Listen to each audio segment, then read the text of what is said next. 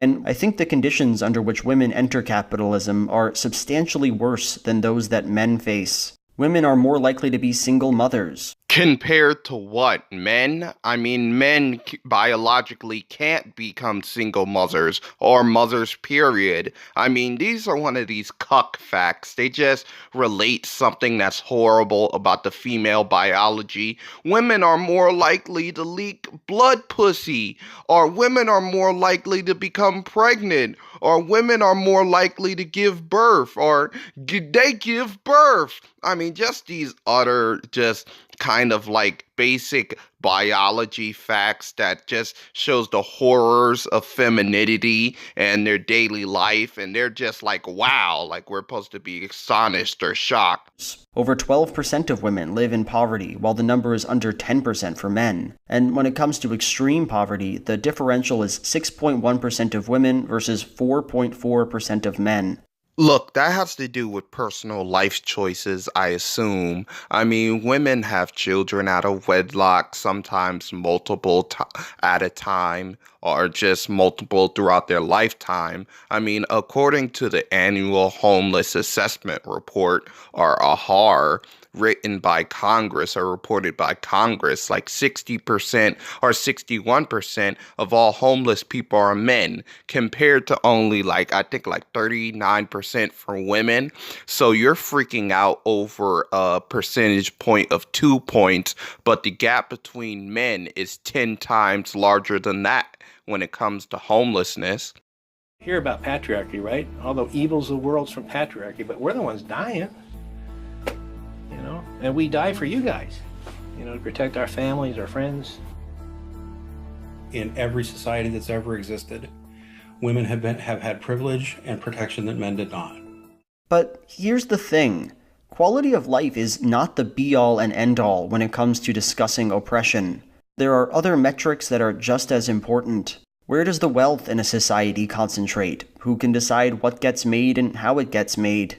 Who holds most of the political power? That is, who's putting our laws on the books? What decisions are individuals able to make, and how are those decisions impacted by a wider network of power? First of all, let me get off the feminelle a bit and just tell you that it's pronounced patriarchy, not patriarchy. I don't know. And he has this thick southern accent, so of course it even makes him sound more dumber. And I'm from the South, just pointing that out. But yes, when it comes to oppression, basically it's limiting your freedoms or your rights, not your outcome, or at least the choiced outcome that you make in life. Now, yes, money usually flows to men because men are the main ones creating the technology and resources that will gather the money.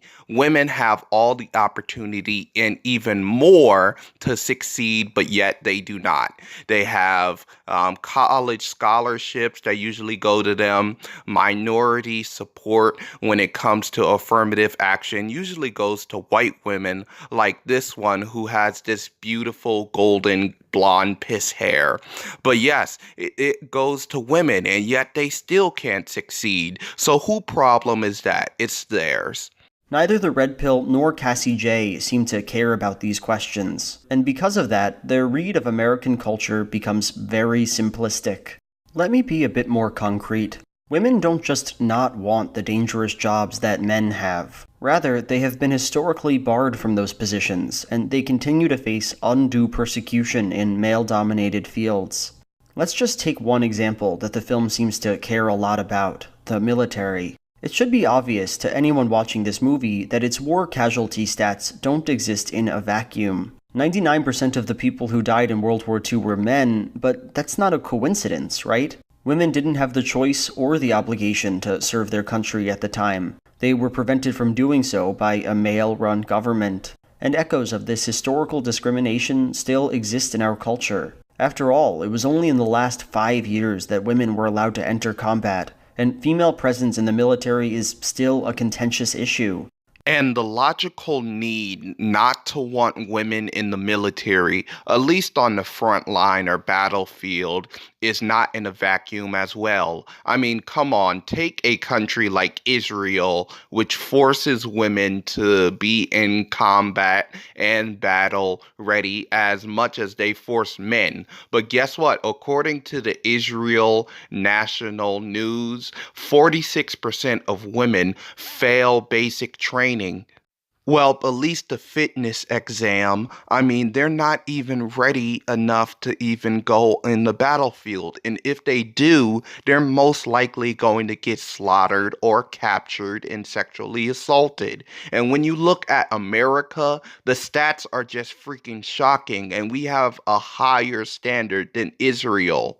According to the stats, more than 85% of women fail Marine fitness exams.